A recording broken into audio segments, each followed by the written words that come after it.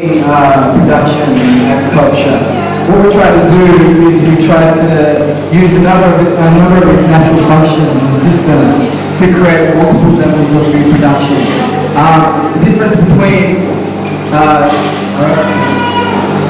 agriculture and food forestry is that the stack self-maintaining, has less overheads, is more long-term, so it creates legacy. You know, fruit trees can live for hundreds of years and become more productive. And this differs from our traditional systems of agriculture, which is seasonal. This is trading contours. Food forest naturalizes and evolves over time. So it adapts to the climate that it's in and becomes more and more productive. Each generation will provide more and more yield. So I'm going to talk you through some of these natural systems and how you can apply them to your gardens and farms. So you can work with nature instead of against it. Now when nature has its natural systems and its natural ways of doing things, when we stand in the way, we fight against these things. And it causes a lot of money and time and a lot of labour that could otherwise be spent in your farm, into creating profits, into creating less work for yourself. So if you understand nature, you can work with it. If you don't, then you stand in its way and you fight against nature. So I'm going to try to just talk you through the 5 major points of how nature does its systems, and then we'll talk about how we can incorporate these into our farming and into our gardens.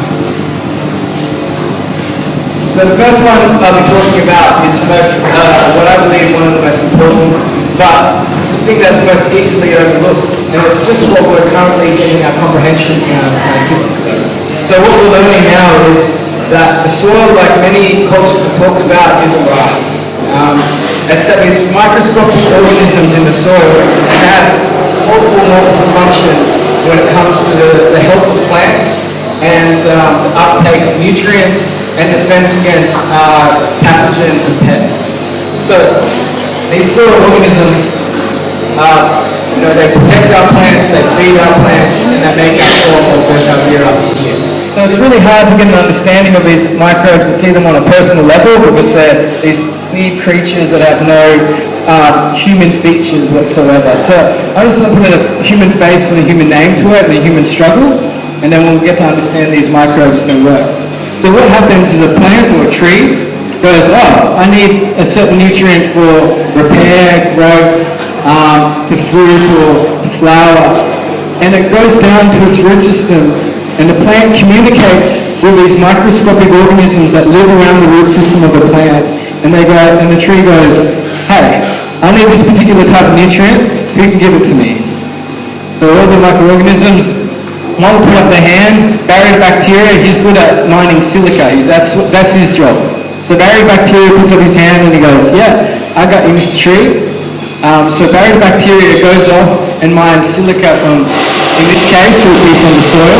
But microorganisms can mine nutrients from the air. They can mine it from decomposing matter, organic matter. They can mine it from soil. And they can mine it from other microorganisms, so they can eat other microbes and feed it to the trees. So bacteria will mine this nutrient, go back to the tree, and the tree will give Barry sugars from its root system in exchange for those nutrients. So they have a symbiotic relationship going on.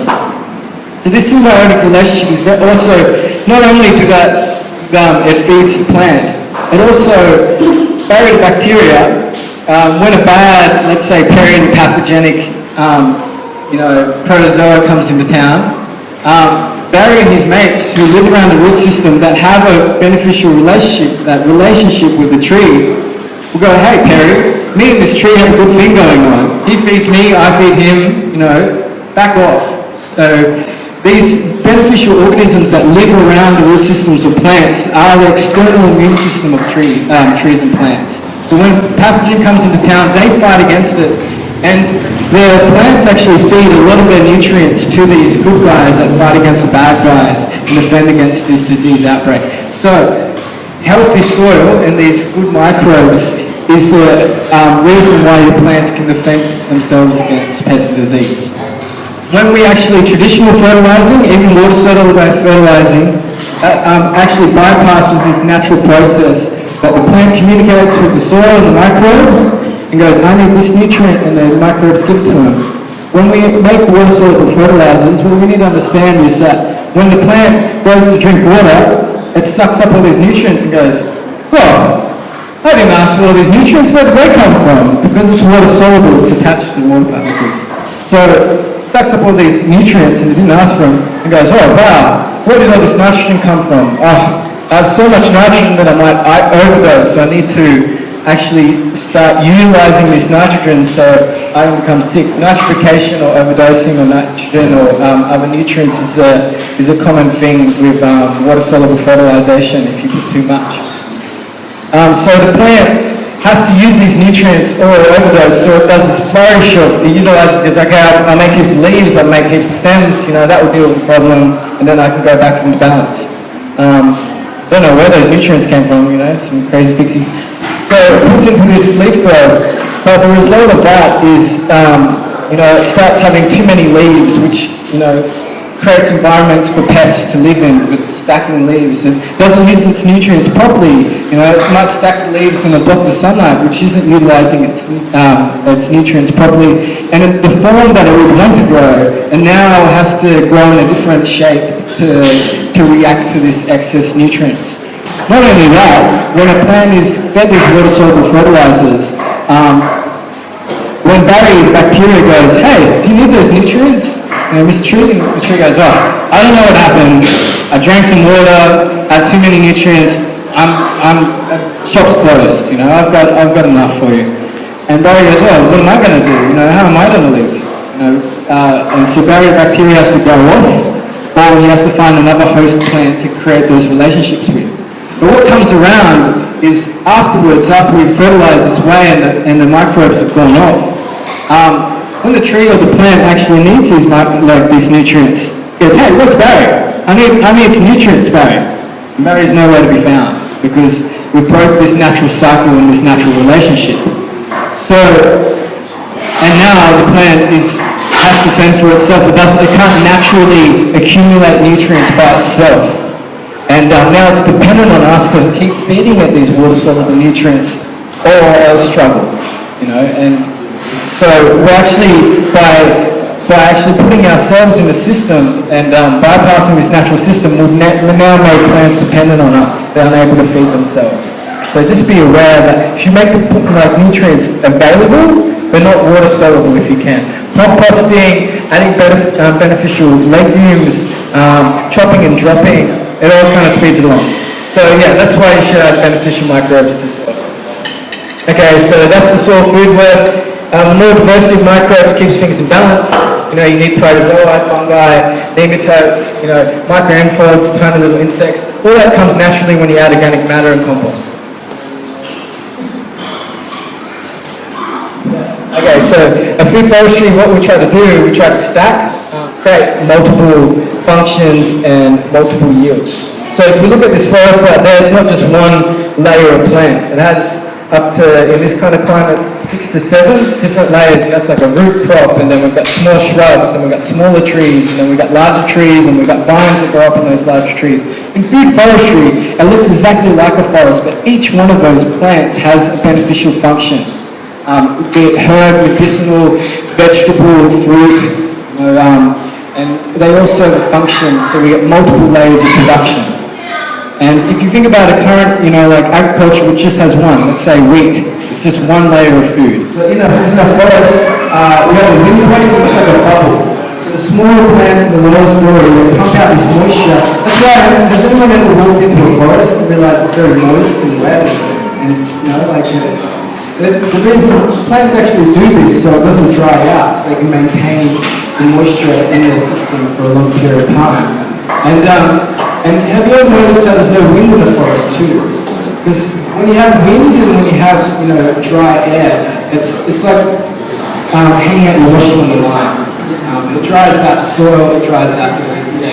So what we try to do in food forestry, we create a windbreak, create a canopy which is shade for the soil, and we mulch as well. And that's how we maintain moisture in this little bubble that we try to create.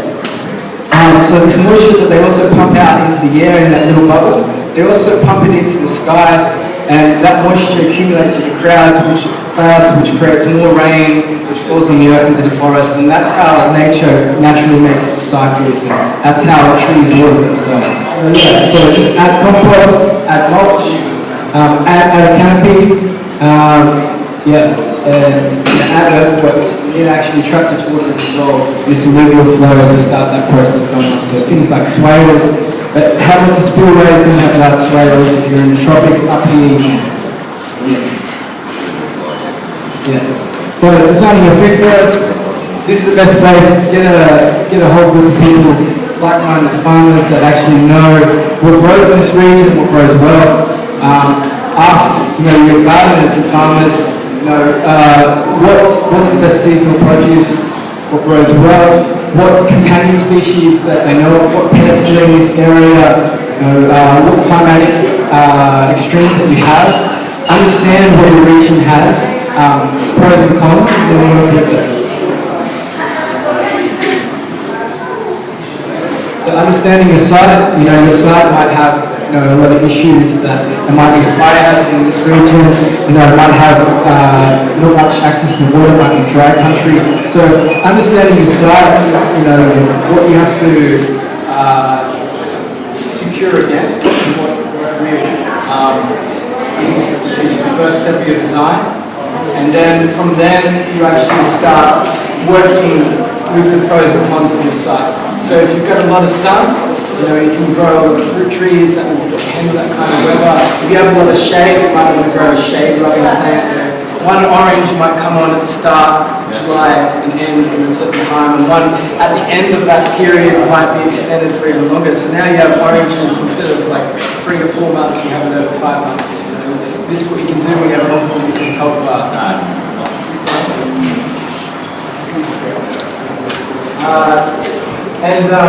So what we do, I'll be talking more of this on Tuesday, when we talk more extensively in food forestry, how to plan the different layers of the design, and how to step-by-step process do that.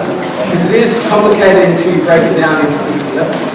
And it might seem really complex, I need to learn all these different plants and then learn how they all work together. But if you break down the segments, you do it as a group, it's so easy. And what I want to talk about lastly is food forestry. What we try to do is we try to create these natural systems that are also very abundant. Food forests can last hundreds of years and create a legacy. We need to create these legacies of abundance for our next generation. We need to think about our next generation, how we're going to feed them. We can give our kids a pile of bricks and a car, but giving them food for the next 100 years, giving them shelter, giving them wood, giving them all the materials that they need, to flourish and for their kids to flourish. That's a long-term legacy. And they can thank us for future generations for providing that. That's what we can do with food forestry and creating these long-term systems. And they just become more and more abundant each year. So fruits just keep on getting more and more abundant. If you have more diversity, you create more value adding of these products. You're going to gain more and more. The surplus that your family will have enough to eat. The surplus of that you can trade and you can actually sell to create a surplus of income for your family as well. So you can create all your needs out of your food forest, just about how you design your food forest. It is a different way of looking at things. Working with nature instead of against it. Is a different. We see nature as opposing force. But if we work with nature, it can actually build things and evolve things at a faster rate than we can do by ourselves.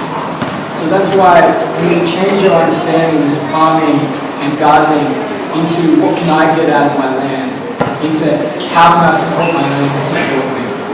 And that's what I'm leaving at. Thank you so much.